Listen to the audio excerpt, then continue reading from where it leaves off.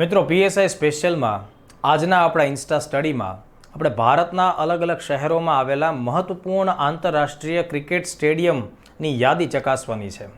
દોસ્તો, આપણા દેશમાં ઓક્ટોબર 2023માં આઈસીસી ક્રિકેટ વર્લ્ડ કપની 13મી ટુર્નામેન્ટનું આયોજન થયું, જેના અંતર્ગત કુલ 48 જેટલી મેચો ભારતના 10 અલગ અલગ શહેરોમાં રમાવામાં આવી.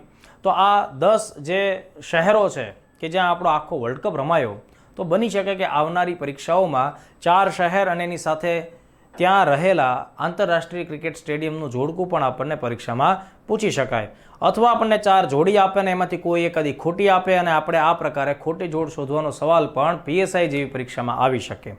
તો મિત્રો, અગાઉની પીએસઆઈમાં જે રીતે તમને અલગ અલગ આંતરરાષ્ટ્રીય કંપનીઓના નામ અને એના હેડક્વાર્ટર પૂછેલા, એવી રીતે આપણને આ પ્રકારનો કોમન જીકેનો સવાલ પણ બની શકે. તો ચાલો આપણે ચકાસીએ એ 10 શહેરમાં રહેલા ક્રિકેટના જે સ્ટેડિયમ છે તેની વિગતો.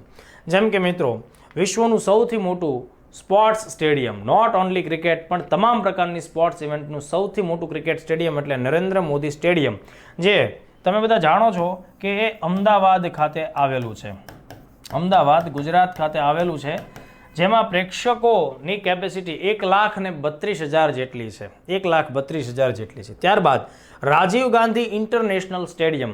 મિત્રો, રાજીવ ગાંધી ઇન્ટરનેશનલ સ્ટેડિયમ છે એ હૈદરાબાદ ખાતે આવેલું છે, અને આ હૈદરાબાદ તેલંગાણા ખાતે આવેલું છે. તેલંગાણા કહો અથવા તેલંગાણા કહો, બરાબર, હૈદરાબાદ ખાતે આવેલું છે. બીજી એક ખાસ વાત ધ્યાન રાખજો, આ જે 10 સ્ટેડિયમ છે ને, જ્યાં ટોટલ 48 મેચો રમાવામાં આવી, એમાં 9 સ્ટેડિયમમાં 5-5 મેચ રમાયેલી હતી.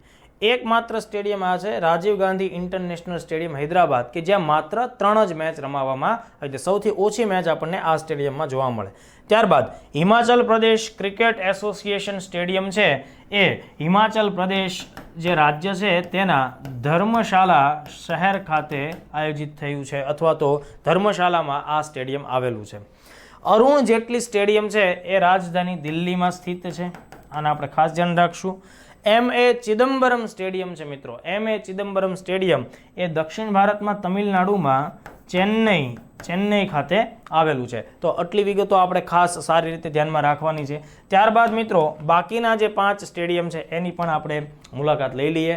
જેમ કે ભારત રત્ન શ્રી અટલ બિહારી વાજપેયી એકાના ક્રિકેટ સ્ટેડિયમ છે એ ઉત્તર પ્રદેશમાં લખનઉ ખાતે સ્થિત છે.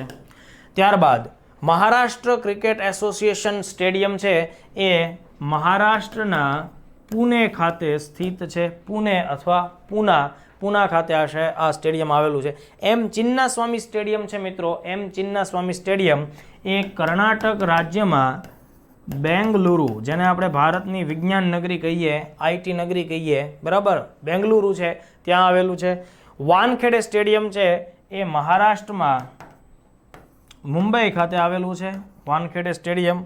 ઈડન ગાર્ડન સ્ટેડિયમ છે મિત્રો, એ પશ્ચિમ બંગાળમાં કોલકાતા અથવા કલકત્તા ખાતે આવેલું છે. તો આ બહુ જ અગત્યની જોડ છે, બધી ખાસ યાદ રાખો, અને આવા જ મહત્વપૂર્ણ વિડીયો લેક્ચર્સ માટે અમારી સાથે સતત જોડાયેલા રહો. Thank you.